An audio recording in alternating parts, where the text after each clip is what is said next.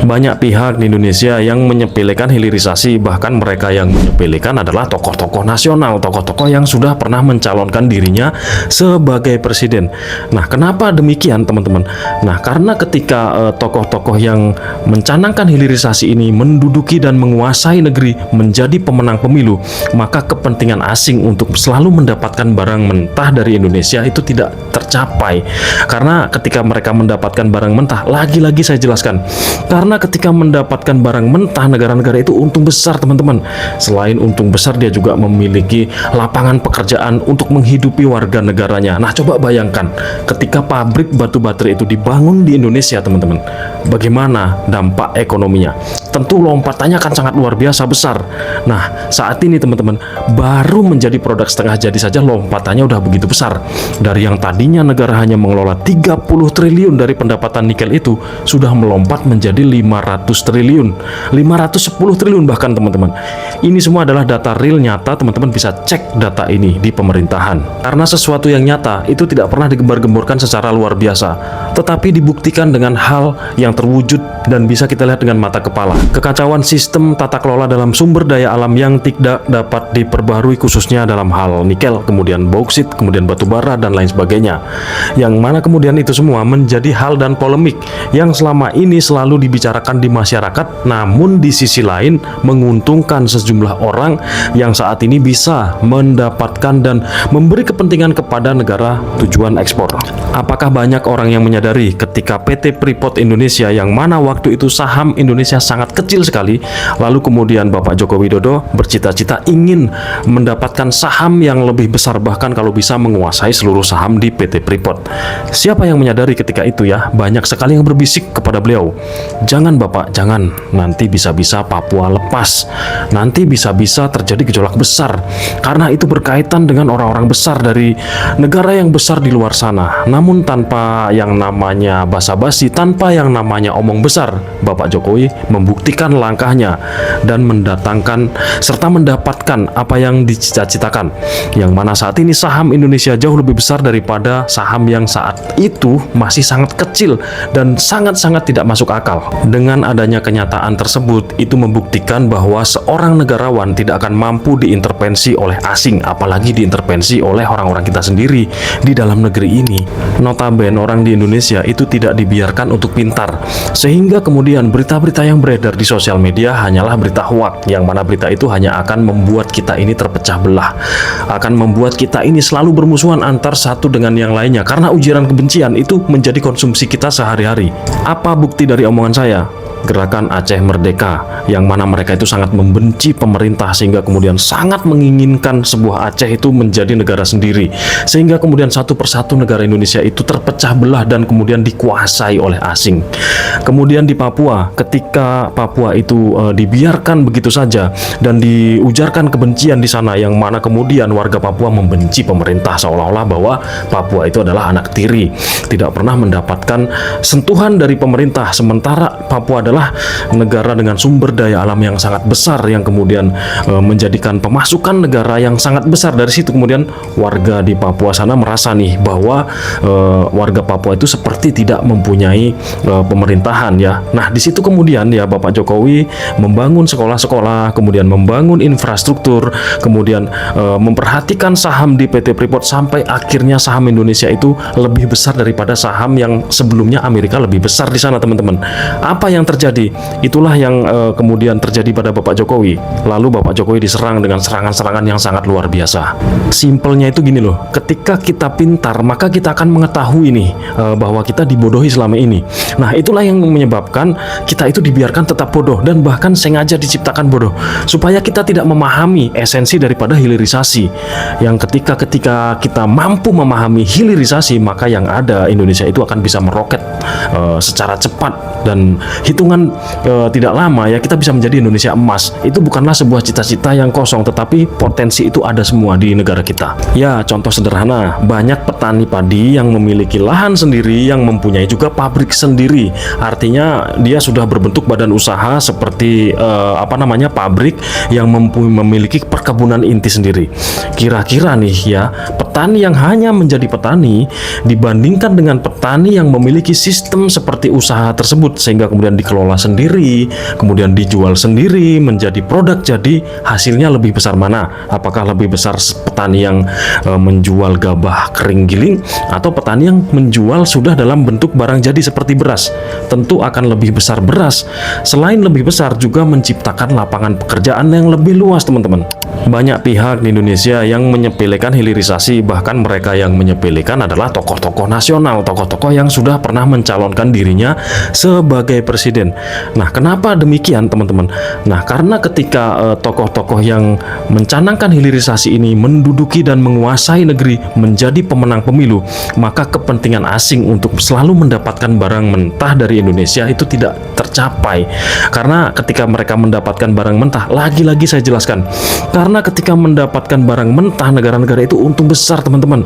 Selain untung besar, dia juga memiliki lapangan pekerjaan untuk menghidupi warga negaranya. Nah, coba bayangkan ketika pabrik batu baterai itu dibangun di Indonesia, teman-teman, bagaimana dampak ekonominya? Tentu lompatannya akan sangat luar biasa besar. Nah, saat ini teman-teman, baru menjadi produk setengah jadi saja lompatannya udah begitu besar. Dari yang tadinya negara hanya mengelola 30 triliun dari pendapatan nikel itu, sudah melompat menjadi 500 triliun, 510 triliun bahkan, teman-teman. Ini semua adalah data real nyata, teman-teman bisa cek data ini di pemerintahan. Mungkin secara singkat saya bisa menjelaskan bahwa semua ini adalah tentang siapa yang bisa membawa kepentingan asing yang sebesar-besarnya memberikan keuntungan kepada asing.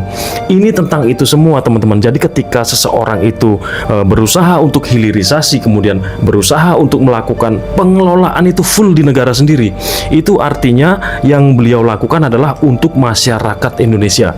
Nah, saat ini ada yang berpihak ya kepada orang-orang asing, yang mana kemudian nih, teman-teman, siapapun mereka yang bisa mengarahkan ataupun bisa menjadi jembatan atas kepentingan asing tadi, tentunya akan disupport, teman-teman, di Indonesia supaya berkuasa. Karena ketika mereka berkuasa, mereka akan mengembalikan itu semua seperti sedia kala, yang artinya kita tetap menjadi pengekspor barang mentah. Kita hanya menambang. Yang kemudian mendapatkan keuntungan luar biasa adalah negara asing, teman-teman. Negara asing, dan hal itu semua tentu merugikan. Merugikan bagi siapa? Merugikan bagi negara kita secara luas, secara umum, teman-teman. Tetapi menguntungkan segelintir orang yang bisa menjadi jembatan bagi antek-antek asing tadi, teman-teman. Atau antek-antek asing tadi mendapatkan sedikit sekali keuntungan, tetapi mengorbankan kepentingan masyarakat luas. Kita bisa membayangkan ya, dan bisa berlogika dan berpikir tentang negara Korea Selatan. Mereka tidak punya sumber daya alam yang melimpah seperti sumber daya alam yang ada di negara kita, negara Indonesia, teman-teman. Kita bisa bandingkan dan cek datanya. Sumber daya alam apa sih yang dimiliki oleh Korea Selatan, teman-teman? Namun faktanya secara ekonomi, Korea Selatan jauh lebih meroket daripada Indonesia, teman-teman. Ya, selain mereka itu menyadari bahwa mereka tidak memiliki sumber daya alam, mereka menciptakan teknologi yang mana kemudian, teman-teman, teknologi itu digunakan oleh negara-negara maju seperti Amerika dan Eropa. Sehingga kemudian ketika negara-negara maju seperti Uni Eropa dan Amerika ini kecanduan dengan produknya Korea Selatan, teman-teman, Korea Selatan memiliki ekonomi yang meroket, teman-teman, sehingga kemudian menjadi negara yang maju dan menjadi negara raksasa. Nah, sebenarnya, teman-teman, jika dibandingkan antara Indonesia dengan Korea, Indonesia jauh lebih berpotensi menjadi negara raksasa ketimbang Korea Selatan, karena kita memiliki teknologi, kita memiliki yang namanya sumber daya alam. Sehingga kemudian jika ini benar-benar dikembangin nih sama pemerintah, yakin Indonesia emas itu sangat cepat bisa dicapai, teman-teman. Sangat cepat. Masalahnya sekarang, teman-teman, kampus-kampus ini sangat banyak sekali. Tetapi banyaknya jumlah kampus yang ada di Indonesia tidak berbanding lurus dengan jumlah dosen yang ada di Indonesia, ya, teman-teman, ya. Jika dibandingkan jumlah kampus di negara kita di Indonesia ini, teman-teman, dengan jumlah kampus yang ada di Amerika, jumlahnya jauh lebih banyak nih, teman-teman, di Indonesia, teman-teman. Contoh di kota kecil ya, di kota Bandar Lampung saja udah banyak sekali nih kampus-kampus bertebaran kan. Nah, kemudian apalagi di kota-kota besar seperti di Jakarta, di Bandung, di Jogja, di Surabaya, teman-teman. Jadi jumlah kampus itu sangat tidak sesuai dengan jumlah dosen. Sehingga kemudian, teman-teman, jika kita bandingkan dengan jumlah dosen yang ada di negara luar seperti Amerika, jumlahnya sangat jauh. Cek datanya, teman-teman. Saya tidak omong kosong, tetapi memang faktanya Secara jumlah kampus Indonesia lebih banyak, tetapi secara jumlah dosen Indonesia lebih sedikit daripada negara-negara maju sana, teman-teman. Karena itu tadi saya ingin mengharapkan supaya pemerintah lebih memperbanyak dosen-dosen, supaya kemudian sumber daya manusia yang ada di Indonesia itu bisa didongkrak menjadi SDM yang berkualitas. Sehingga diharapkan ketika Indonesia ini memiliki SDM yang sangat tinggi, kita ini tidak selalu menjadi konsumen, teman-teman. Kita bisa menjadi produsen atas teknologi-teknologi, minimal teknologi batu baterai, yang mana bahannya pun sudah ada di Indonesia. Dan jika itu dikembangkan, betapa jayanya Indonesia, teman-teman, betapa jayanya. Itulah yang kemudian membuat negara-negara seperti Uni Eropa, kemudian Amerika ketar-ketir dengan Indonesia karena potensi tersebut. Jadi teman-teman, ayolah kita jangan dibiarkan Indonesia ini dalam keadaan seperti ini. Ayo kita dongkrak SDM anak muda Indonesia supaya bisa berpikir, yang mana kemudian ini bisa mengembangkan nih yang namanya sumber daya alam yang kita miliki di Indonesia. Kita sangat kaya, teman-teman, sangat kaya. Mulai dari hilirisasi nikel, kemudian hilirisasi emas, hilirisasi bauksit, batu bara, teman-teman, kemudian kopi, ya, kemudian kemenyan juga salah satu hal yang sangat potensial nih, teman-teman. Bagaimana tidak, teman-teman? Karena yang namanya kemenyan ini adalah bahan baku utama pembuatan parfum-parfum yang terkenal, teman-teman. Parfum-parfum dengan nilai jual yang sangat mahal seperti misalnya Gucci, Louis Vuitton dan lain sebagainya, teman-teman. Itu menggunakan bahan kemenyan. Nah, bayangkan ketika bahan kemenyan itu tidak diekspor mentah dalam bentuk kemenyan, teman-teman, sudah dalam bentuk barang setengah jadi, contoh seperti biang kemenyan dan sebagainya, maka hasilnya akan meningkat karena dalam sistem pengolahan tadi, teman-teman, akan merekrut tenaga kerja yang begitu banyak, dan kemudian nilai jualnya akan mendapatkan nilai jual yang lebih tinggi ketimbang kita menjual produk mentah seperti itu. Dari awal, teman-teman, kita memiliki pemimpin, ya, sampai dengan terakhir, teman-teman, kita memiliki pemimpin di 2025 ini hanya Bapak Joko Widodo yang selalu menggaungkan yang namanya hilirisasi. Kenapa, teman-teman, hanya Bapak Jokowi? Saya membaca, teman-teman, Bapak Jokowi adalah orang yang tidak memiliki rasa takut, kemudian sehingga intervensi-intervensi yang masuk dari luar sama sekali tidak dihiraukan. Ya, intervensi yang masuk ketika hilirisasi itu digaungkan oleh Bapak Jokowi jauh lebih besar ketimbang intervensi di sektor-sektor lain. Nah, misalnya nih ketika terjadi gonjang-ganjing politik seperti saat ini nih, teman-teman, itu sangat kecil kadarnya, teman-teman, ya, sangat kecil, teman-teman, untuk bisa memutuskan apakah orang ini dihukum ataupun tidak dihukum. Itu sangat kecil tekanannya, teman-teman. Jadi tekanan yang paling besar itu adalah ketika hilirisasi, karena itu semua berkaitan dengan pemasukan, berkaitan dengan ekonomi, teman-teman. Yang mana ketika hilirisasi sudah jelas, teman-teman, banyak negara yang terguncang di luar sana. Ketika kita sudah tidak menjadi eksportir mentah yang namanya nikel, banyak negara-negara yang bangkrut.